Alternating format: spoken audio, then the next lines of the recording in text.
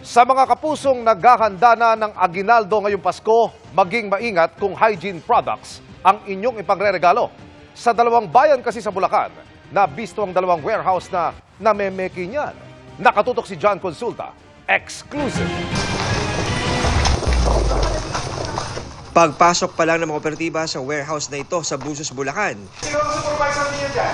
tumambad na agad ang mga equipment na ginagamit sa paggawa umano ng mga peking shampoo, sabon at pabango, pati mga drum-drum na sangkap para sa paggawa nito.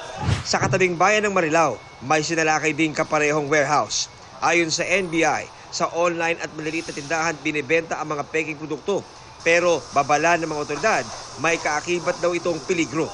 Bukod sa ito ay violation ng proprietary right, no? Yung may-ari ng mga brand or trademark nitong mga shampoo, sabon, pabango. Ito ay pinapangalagaan namin yung public health. This can cause irritation.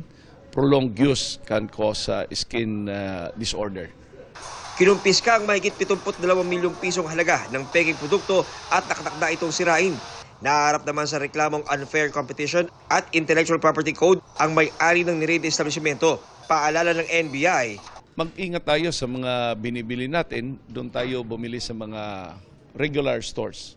Kasi ang distribution line nitong mga namimiki ay doon sa mga medyo maliliit, mga retail establishments, yung hindi registered, lalo na in the far-flung areas.